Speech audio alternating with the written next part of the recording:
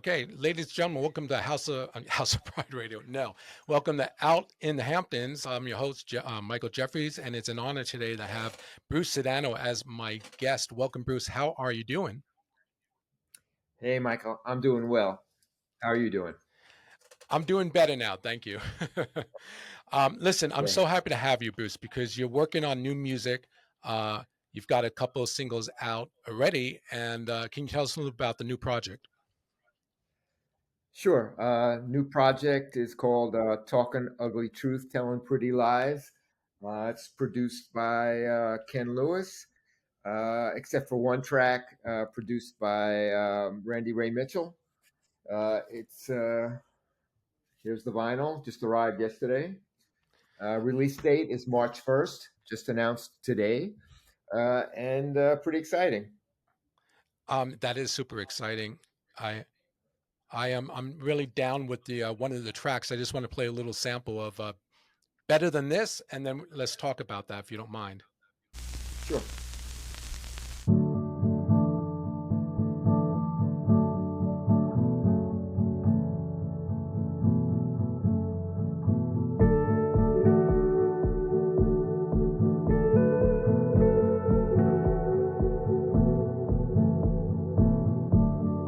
17 years old, I'm out late. It's 2 a.m. in the morning. I'm driving around with the radio playing. Think I'll pass by Nadine's, see if she's awake. Hungry for some action. I'll take her for a ride down a campus road, or some backseat satisfaction. Oh, and I don't care what anybody says. It don't get. Yeah, Bruce, loving that. Autobiographical in a sense, is it? Yeah, it kind of takes you through three segments of a life, and I start off being the 17-year-old kid driving around in a 63 Catalina in Brooklyn at 2 a.m. in the morning, talking about dropping by Nadine's house and seeing if she wants to take a ride to Campus Road Yeah, and a little back seat, and then it takes you to first time falling in love and being naive and thinking that this love is going to last forever, and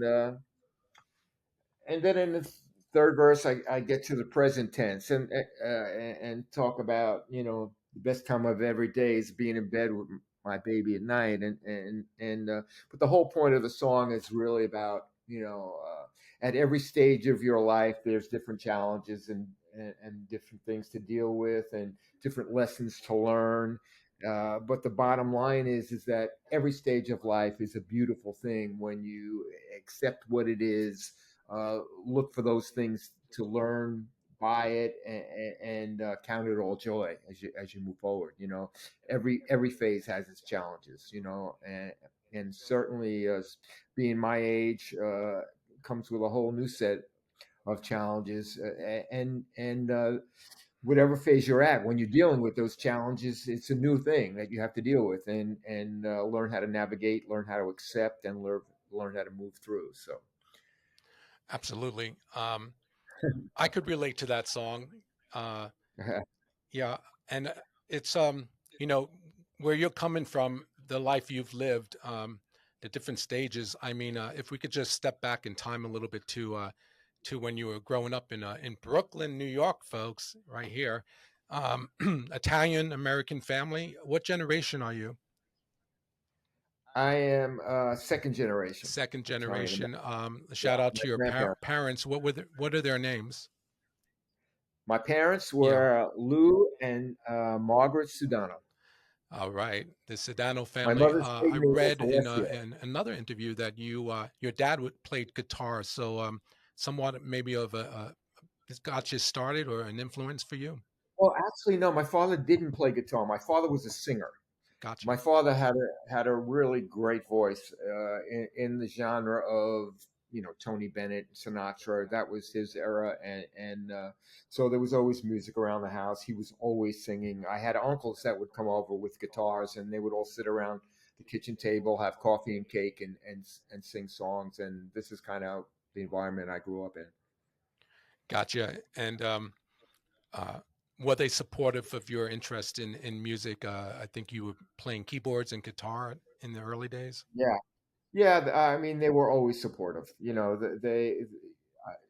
It was never about go get a real job. I mean, the thing was they wanted me to have an education. I had a really great education. I went to a Jesuit high school called Brooklyn Prep, All right. and then I went to St. John's University, and so part of what their desire was for me was to follow my dreams, but at the same time finish my education. So I was somehow able to manage both.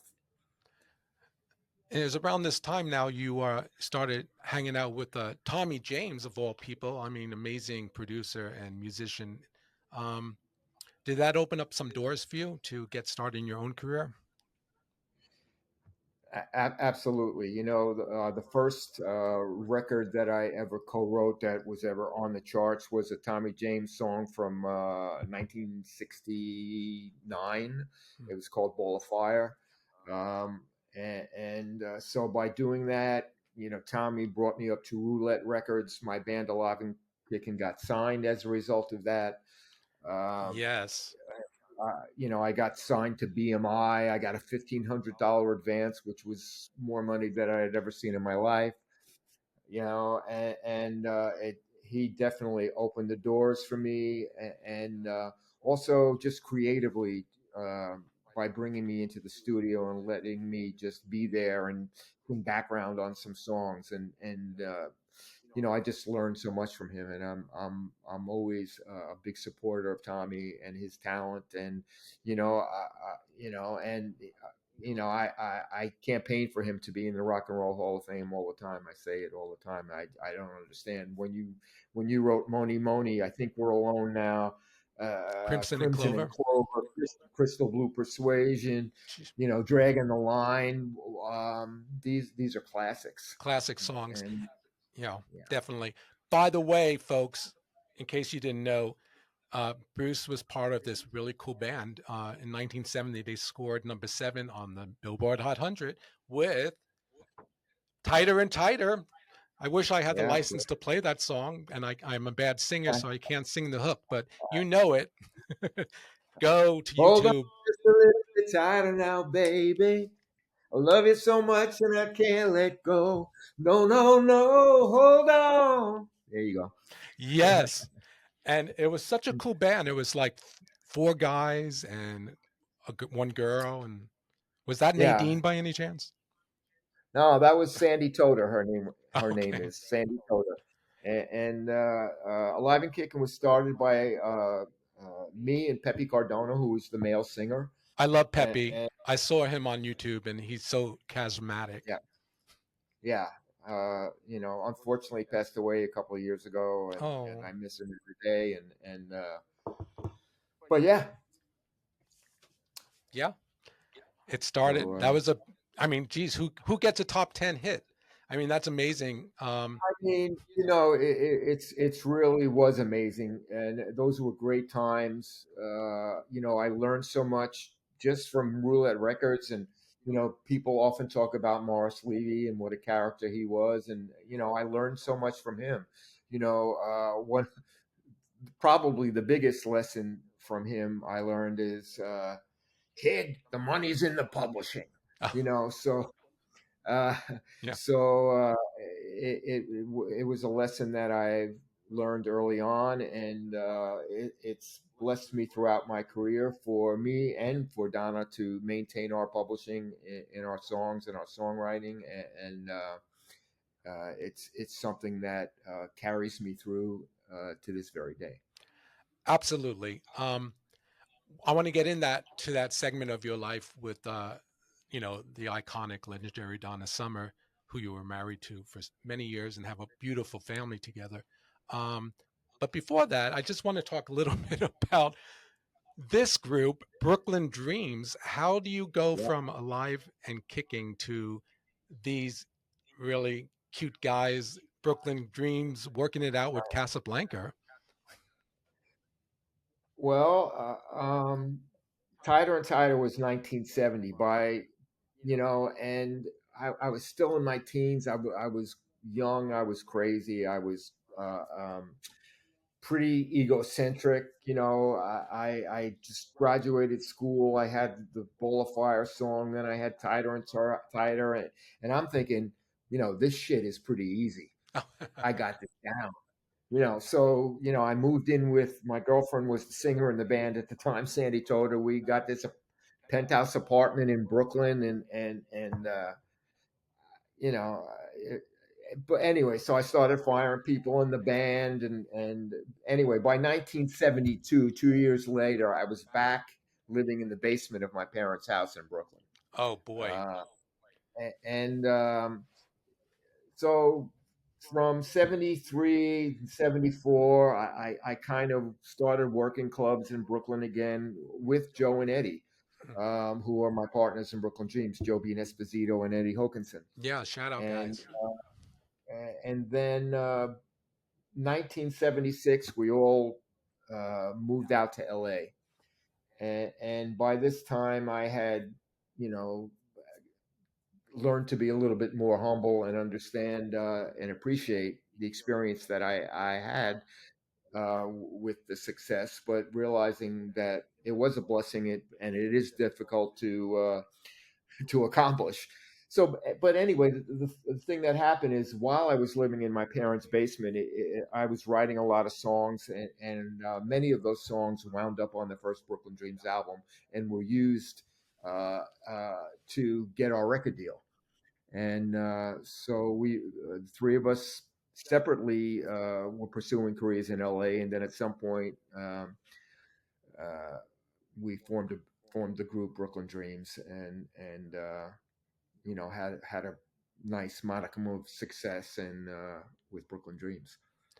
Yeah, absolutely. Is the first label you signed with, was that Casablanca, Mr. Bogart? First label we signed with was called Millennium Records. Millennium. Okay. And it was a label run out of New York by Jimmy Einer, who was a legendary producer of the Raspberries and Eric Carmen and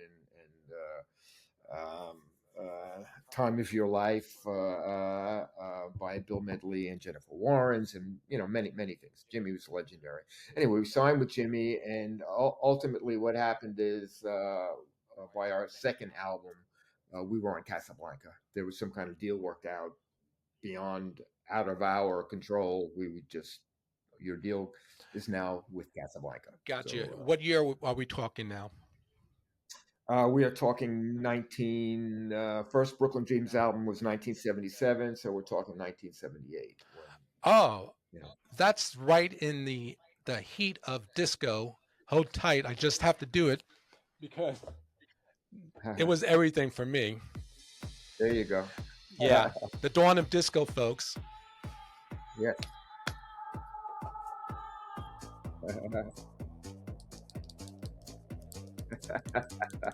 You're pretty funny, Mike. Okay, I'm sorry, but you don't know how important and accepting that music was in that scene in the clubs for the LGBTQ community. Or you probably do, actually. Uh, No, actually, I do. It's interesting because I really witnessed the transition. You know, uh, when in 73 and 74, when I was back living in my parents' basement, Joe Bean Esposito, Eddie Hoganson, Eddie's brother Louis Hoganson, and were playing clubs in and around Brooklyn. And frequently, Joe and I we'd get done playing gigs at, 2 in the morning, and we would actually go to the gay clubs to dance. And this was, just, it was like, more R&B. It was just a transitioning of R&B dance into what actually ultimately became disco, and it was a great time. Marvin Gaye and Temptations. oh yeah, I love that Motown music. Got to give it up and all those big hits. I was a little Wasn't quite there yet. I think I had a teen disco membership at Mellowmouth in East Hampton here. You folks know what I'm talking about, you locals. But not quite of age yet. But I knew like it was like a light that was leading us into something glorious and spectacular. And the queen of it all, and I know your wife, Yeah. late wife, doesn't like to be put in that box, according to her quote, actually. But at the Mm. time, uh, she was that what Casablanca made her to be, this amazing, light force of nature, and uh, Yeah. it Yeah. was just She sure amazing. was. And then I'm just curious. I guess we're going to talk about the documentary that you're part of. I don't remember this part at this question in the documentary, but how did you guys meet? Was it because you were both at the same label? Uh, Indirectly, we met Susan Mineo, who was a girl that we grew up with in Brooklyn. She was the head of publicity at Casablanca. So on March 13th, 1977, Joe, Eddie, and myself were at Susan's apartment on Benedict Canyon here in LA visiting. And that same day, coincidentally, Donna dropped by uh, to visit. And that's where we met. That's how we met. The three of us and Donna immediately started writing songs together that day. And it was a relationship and a friendship that developed immediately. And following year, Brooklyn Dreams went on tour with Donna. It was called the Summer Night Dream Tour. We toured everywhere, Awesome. and it was certainly a great time, and great memories and all of that. Yes, and the world has this to thank you for, the collaboration with Casablanca, Heaven Knows, Donna Summer, and you guys.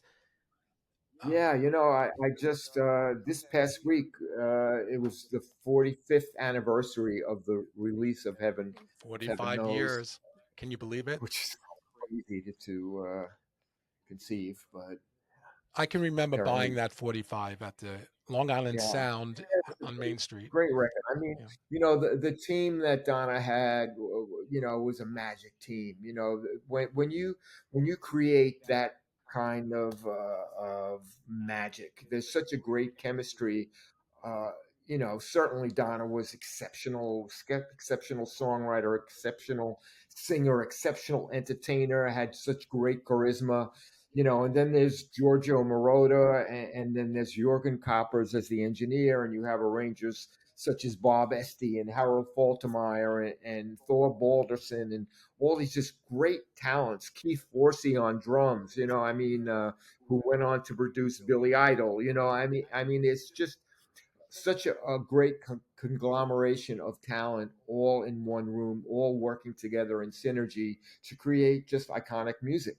And It, then on the outside of that, you had Neil Bogart, who was a visionary in terms absolutely. of who he was as a record man and a promoter, and somebody who believed when he believed, he would find a way. He didn't take no for an answer.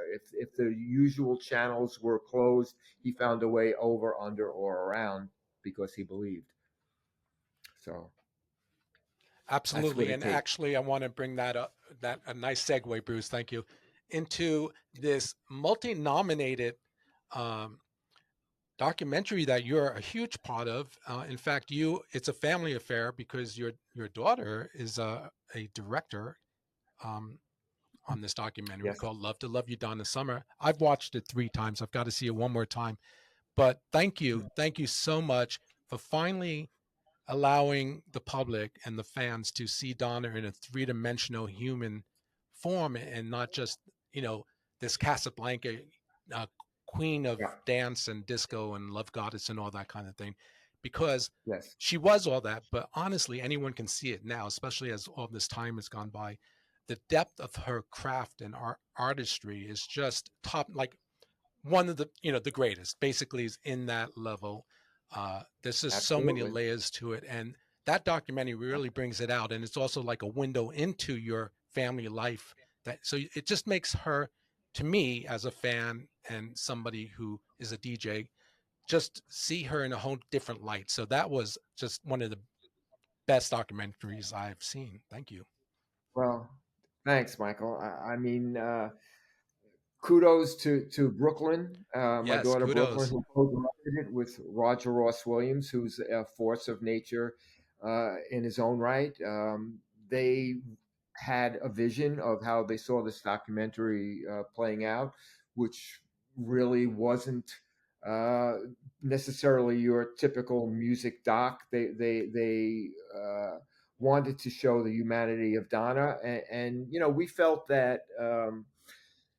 You know, anybody could make a documentary about Donna, showing her musicality or talking about the hits and all that, but only we could bring this other side of Donna, the more personal, intimate side of her, and only we could tell that story. So Absolutely. um, that was the road we chose to take, and Brooklyn and Roger did an amazing job, and you know,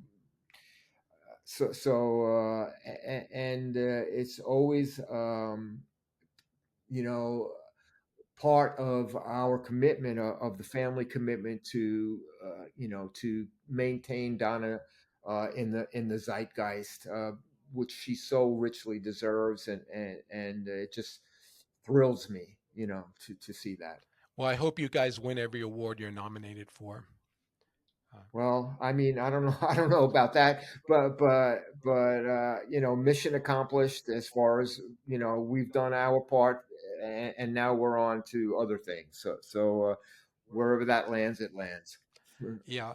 Um, you forget like that period of time, how cutting edge they were on I Feel Love, the long format, the slow intro to a dance song. All of these things are like the foundation blocks of what dance music is today. Just huge, just really huge. We're running out of time, but I have to talk about you and how you co-wrote Bad Girls, which is one of the best pop songs ever written. Um, Hmm. I personally wish I was a fly on the wall. I'm just curious. Can you give an example? Did you write, for example, was your contribution like something like, "Hey, Mister, have you got a dime"? Was that you? No, that was definitely Donna. Okay. But you know, Bad Girls was a collaboration with Joe, Eddie, myself. You know, Joe and I on acoustic guitars. We're in the studio. Uh, uh, in Burbank. Another friend from Brooklyn had this studio called Magic Wand in Burbank, and you know, we would basically go in the middle of the night, you know, late at night after sessions were over, and we would just set up microphones, and we would just stream of consciousness, sing and play, and. Uh, and Inky, our friend from Brooklyn, Bobby and Coria, would run the 2 track and record everything that we would sing and vibe on. And the next day, I don't know if it was the next day. It wasn't the next day. It was time after that. They were doing a transfer of these tapes. And the second engineer at a studio called Rusk, when we were getting ready to start the Bad Girls album, uh, contact, you know, said to us, you know, there's this song Bad Girls that you started on this record, that's awesome, you need to finish it. So we finished it, did a demo, played it for Neil Bogart. He wanted to give it to Cher, he just signed Cher. Donna said, I love Cher, but this is my song, I'm not giving it away. Hmm. Uh, and the other interesting news is regarding this song is, you know, I've been playing the acoustic version of Bad Girls live in my show for a number of years now. And on February 16th, uh, my version of Bad Girls is being released as a single. It'll be on Spotify and all the things. And I'm just first time I'm even saying that. It's an But exclusive, ladies and gentlemen. I want to be a yeah, remixer on that, Bruce. absolutely. You Hey, know, we've got to wrap it up. I want to close the show with another one of your new songs that are out there. Now, folks, you go and check out Bruce Sudano on your favorite distribution sites. I bought this on iTunes.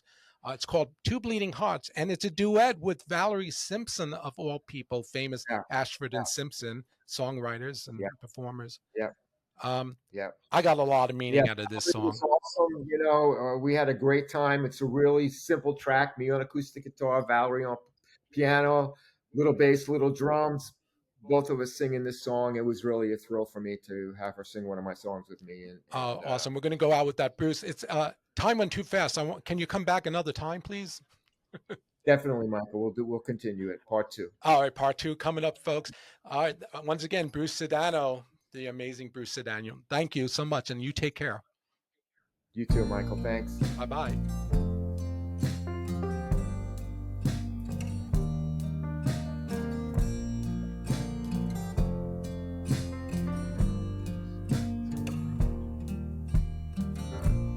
After the storm, there's an eerie silence.